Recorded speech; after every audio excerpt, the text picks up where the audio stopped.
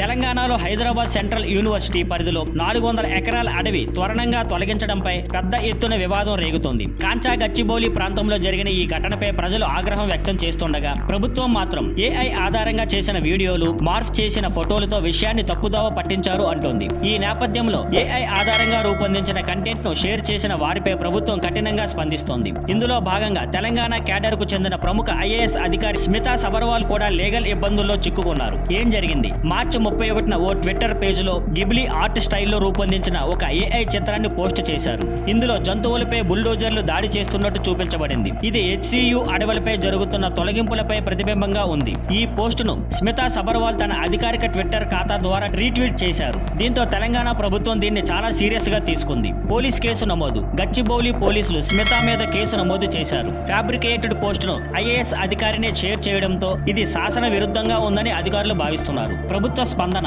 మంత్రి శ్రీధర్ బాబు మాట్లాడుతూ ఒక ఐఏఎస్ అధికారిని ఫేక్ కంటెంట్ ను షేర్ చేయడం బాధాకరం. ఆమెపై తప్పకుండా లీగల్ యాక్షన్ తీసుకుంటాం అని స్పష్టం చేశారు. ఐఏఎస్ అధికారిపై కేసు అరుదైన పరిణామం. ఒక సర్వీస్ లో ఉన్న ఐఏఎస్ అధికారిపై ఇలా సోషల్ మీడియా కారణంగా కేసు నమోదు కావడం చాలా అరుదైన ఘటన. ఇప్పుడు స్మిత చట్టపరమైన పరిణామాలకు ఎదుర్కోవాల్సి ఉంటుంది. సమాజంలో అధికార వ్యక్తులు చేసే ప్రతి సోషల్ మీడియా చర్య కూడా బాధ్యతాయుతంగా ఉండాలి అనే అంశాన్ని ఈ సంఘటన మరోసారి గుర్తు చేస్తోంది. Thank you for watching. Please like, share and subscribe.